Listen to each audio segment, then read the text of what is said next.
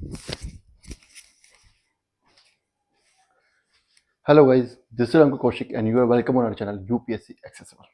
आज का हमारा टॉपिक है एटमॉस्फेरिक प्रेशर।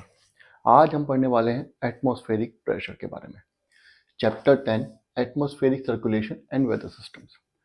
हमारा चैप्टर 10 है, नाम है इसका atmospheric circulation and weather system, class 11th NCERT geography. ठीक है, अब ये नाम तो आपको पता चल ही गया होगा। इंट्रोडक्टरी क्लास हम कर चुके हैं। इंट्रोडक्शन में मैं काफ़ी कुछ बता चुका हूँ इस चैप्टर में क्या पढ़ने वाले हैं, फिर भी बता रहा हूँ क्या एटमॉस्फेरिक सर्कुलेशन होता है। एटमॉस्फेरिक सर्कुलेशन का मतलब सर्कुलेशन ऑफ विंड, डेफिनेट सी बात है, तो समझ आ ही गया होगा आपको। विंड का सर्कुलेशन होता है। अब जब विंड सर्कुलेट होगी तो विंड अपने साथ हीट भी सर्कुलेट कर देती है और मॉइस्चर भी सर्कुलेट कर देती है। हीट और moisture all over the world circulate हो जाता है। ये हमने पिछले क्लास में पढ़ चुके हैं, इंट्रोडक्शन क्लास में। ठीक है, यहां तक समझ आ गया। अब जब ये होगा, इसकी वजह से वेदर सिस्टम्स क्रिएट होते हैं। एक जगह का मान लीजिए यहाँ पे आज 50 डिग्री या 40 डिग्री टेम्परेचर है, कहीं से हवा आ रही है ठंडी लो प्रेशर से और उसमें मॉइस्चर भी है, तो यहाँ टेम्परेचर भी कम हो जाएगा और बारिश भी हो जाएगी। उल्टा भी हो सकता है ना, उल्टा भी हो सकता है। तो क्या कह रहा है कि एटमॉस्फेरिक सर्कुलेशन और उसकी वजह से जो वेदर में जो सिस्टम में जो चेंजेस आती है, वेदर सिस्टम जो क्रिएट होता है, उसके बारे में हमें इस चैप्टर में पढ़ना है। सबसे पहले क्या बोल रहा है, ये बोल रहा है do you realise that our body is subjected to a lot of air pressure. देखो, हमें ये बात पता है कि एयर हैज मास। हमने 5th और 6th स्टैंडर्ड में एक एक्सपेरिमेंट करके देखा है कि एक बलून एक तराजू लीजिए, बैलेंस लीजिए, ठीक है, उसके ऊपर एक साइड में बलून रखिए जो कि खाली है, ऐसा कैसी रख दीजिए। दूसरी साइड बलून रखिए जिसमें कि आपने हवा ब्लो की हुई है, ठीक है, उसमें ऊपर गांठ मारिए और उसको तराजू पर दूसरी साइड रख दीजिए। तो जिस साइड में हवा वाला बलून है वो तराजू नीचे झुक जाएगा, मतलब एयर हैज मास। ये बात हम पढ़ चुके हैं, एयर के अंदर मास होता है। कैसे, ये प्रूव करके बता दिया मैंने एग्जांपल से।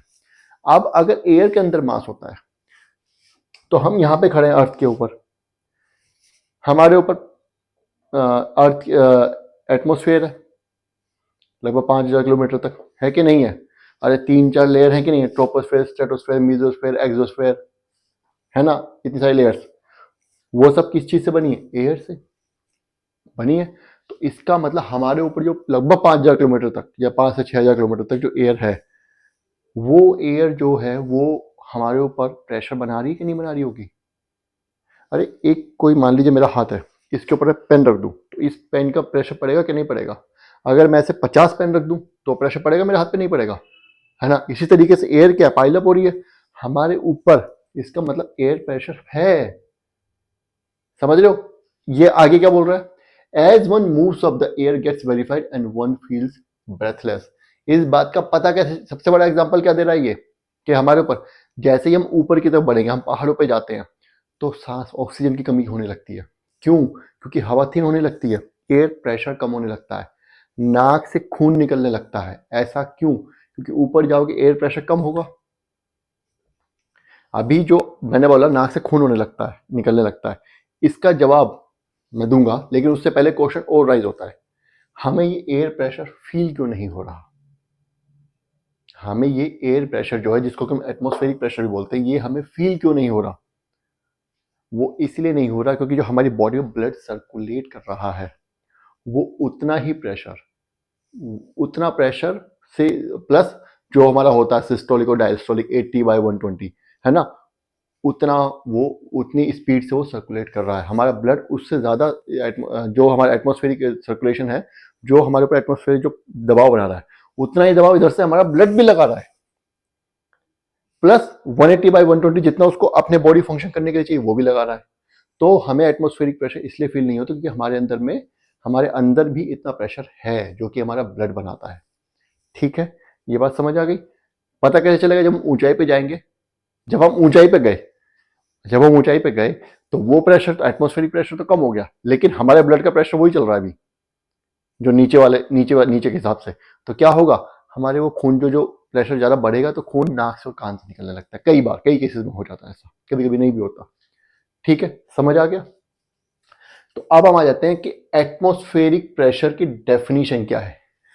The weight of a column of air contain in a unit area from mean sea level to the top of atmosphere is called atmospheric pressure. सबसे पहले तो ये सुन लो कि एटमॉस्फेरिक प्रेशर जो हम मेजर करते हैं वो सी लेवल से मेजर करते हैं, क्योंकि सरफेस जो है हमारा उबड़ खाबड़ है, कहीं पे ऊंचा कहीं पे नीचा है।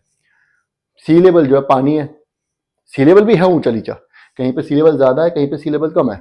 लेकिन ऐसा है कि यहाँ पे अगर 3 है यहाँ पे 1 है तो हमने मीन ले लिया 2, मीन सी लेवल ले लेते हैं। मीन सी लेवल लेना ईजी होता है, सरफेस जो सॉलिड सरफेस है उसका मीन लेना, उसका एवरेज लेना काफी डिफिकल्ट है, समझ रहे हैं। तो सी लेवल का हमने मीन सी लेवल जो वहां से वो करते हैं।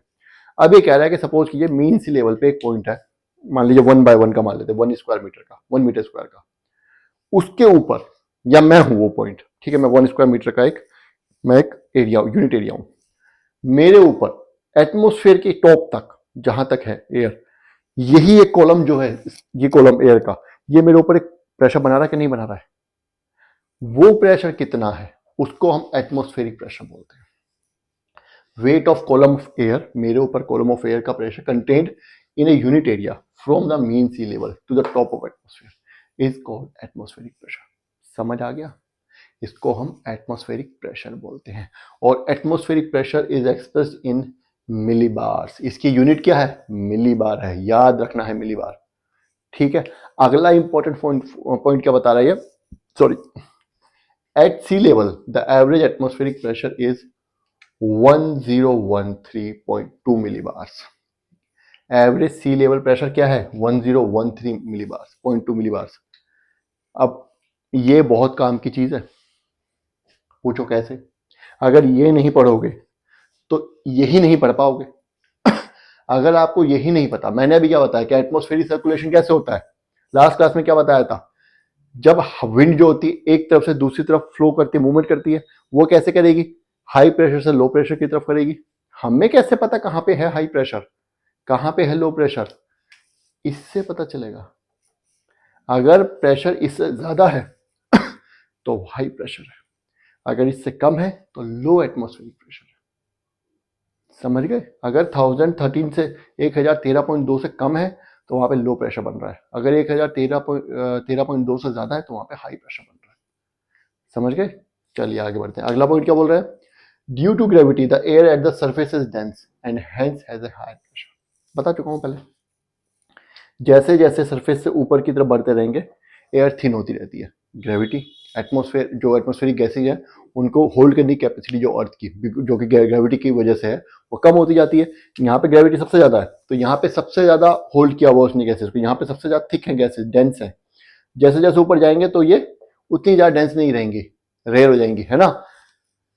क्या बोल रहे हैं? Due to gravity air at the surface is dense and hence has very high pressure. इसलिए सबसे ज्यादा हाई प्रेशर कहाँ पे मिलेगा? सबसे ज्यादा प्रेशर नीचे की तरफ मिलता है। ऊपर जैसे हम बढ़ते जाएंगे एटमॉस्फेरिक प्रेशर कम होता जाएगा। जब हम स्पेस में जाते हैं तो एक अलग तरह का सूट डिजाइन किया जाता है स्पेस में जाने के लिए। अगर आप स्पेस में चले गए और जो हेलमेट मिलता है ऐसे करके घुमा के जो उतारते हैं, है ना, एस्ट्रोनॉट्स, अगर वो आपने उतार दिया तो आपकी सर फट जाएगा, सर फट जाएगा आपका। क्यों?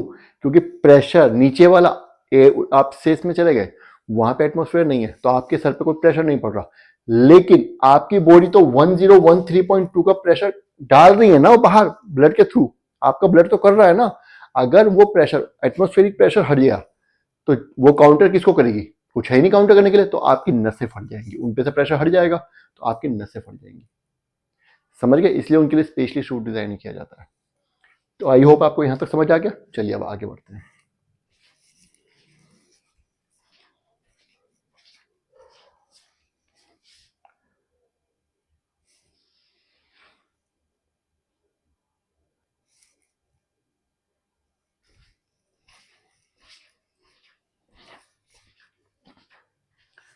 चलिए आगे बढ़ते हैं। अब ये आप बोल रहा है मर्करी बैरोमीटर, जिसको कि हम एनेरॉइड बैरोमीटर भी बोल देते हैं। क्या होता है? हमें ये पता है कि हमारे ऊपर एयर प्रेशर है, एयर प्रेशर पड़ रहा है, ठीक है। हमारे ऊपर नहीं, अर्थ के सरफेस पे जो भी मटेरियल या लिविंग नॉन लिविंग थिंग्स है उन सब के ऊपर बैरोमीटर पड़, उन सब के ऊपर एटमॉस्फेरिक प्रेशर पड़ रहा है। एयर का एक कॉलम जो है वो दबाव डाला रहा है, ठीक है, डाल रहा है। अब पढ़ तो रहा है, ये हमने नाप भी लिया, कितना है एवरेज मीन सी लेवल पे? 1013.2 मिलीबार, ये भी हमने नाप लिया। लेकिन नापा कैसे? जिस इंस्ट्रूमेंट की मदद से हम क्या बोलते हैं एटमॉस्फेरिक प्रेशर को मेजर करते हैं उसको हम बोलते हैं मर्क्यूरी बैरोमीटर या एनेरॉइड बैरोमीटर। एनेरॉइड बैरोमीटर का मतलब है जिसमें लिक्विड को यूज नहीं किया जाता, मतलब मेजर करने के लिए हम जो यूज कर रहे हैं जिस मटेरियल को वो लिक्विड नहीं है। मर्करी लिक्विड नहीं है, मर्करी क्या होता है, सॉलिड है, वो रूम टेम्परेचर पर लिक्विड हो जाता है। ठीक है, समझ गए? तो एनुअल बैरोमीटर को भी हम यूज कर सकते हैं, समझ गए? Air pressure with the help of a mercury barometer और aneroid barometer. Air pressure is measured with the help of mercury barometer. Air pressure कैसे मापा जाता है? विद द हेल्प ऑफ या तो मर्क्यूरी बैरोमीटर से या एनुअल बैरोमीटर से। आगे क्या बोल रहा है, the pressure decrease with height. ये हमें पता ही है कि जैसे जैसे हम ऊपर चलते जाएंगे, हाइट सरफेस से ऊपर की तरफ बढ़ेंगे, वैसे वैसे एयर प्रेशर डिक्रीज होता जाएगा। क्यों? ग्रेविटी की वजह से। अर्थ के सरफेस के बाद ग्रेविटी सबसे ज्यादा है, तो वहां पे सबसे ज्यादा जो गैसेस उसने वो सॉरी होल्ड करके रखी हैं गैसेस जो सबसे ज्यादा थिक है, तो वहां पे प्रेशर ज्यादा है। जैसे जैसे ऊपर जाएंगे एयर प्रेशर कम होता जाएगा। अब आगे क्या कह रहा है, एट एनी एलिवेशन, एक एलिवेशन ले लेते हैं। सपोज कीजिए सरफेस एरिया है उससे 1000 मीटर ऊपर, यहां पे भी और यहां पे भी, 1000 मीटर इधर भी और 1000 मीटर इधर भी। इस एलिवेशन पे it varies from place to place.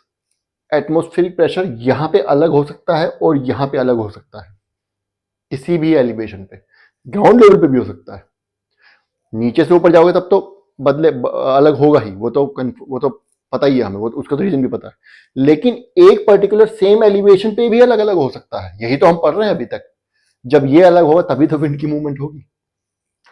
And it's variation is primary cause of air motion. और ये अलग अलग होना, सपोज कीजिए यहाँ पे 900 है और यहाँ पे 1100 है, ये वेरिएशन ही कॉज है विंड मोशन का। एयर मोशन जो होगी वो इसी वेरिएशन, अब यहाँ पे कम है यहाँ पे ज्यादा है, तो हवा यहाँ से यहाँ की तरफ बहने लगेगी, फ्लो करने लगेगी। एंड इसका मतलब wind which moves from high pressure areas to low pressure area, मतलब विंड हाई प्रेशर एरियाज से लो प्रेशर एरियाज की तरफ मूवमेंट करने लगेगी। समझ गए? समझ आ गया यहाँ तक? चलिए ये टॉपिक यहाँ पे खत्म हो गया, एटमॉस्फेरिक प्रेशर। नेक्स्ट टॉपिक है हमारा vertical variation of pressure. Vertical variation आते हैं प्रेशर में, उसके बारे में भी पढ़ना है, ये हमारा नेक्स्ट टॉपिक है। ठीक है, तब तक आप इसको पढ़िए बार बार। कुछ समझ नहीं आया तो कमेंट कर दीजिएगा, मैं दोबारा समझा दूंगा। और वीडियो अगर अच्छी लगी तो लाइक जरूर करना है और चैनल को सब्सक्राइब जरूर करना है। Thank you.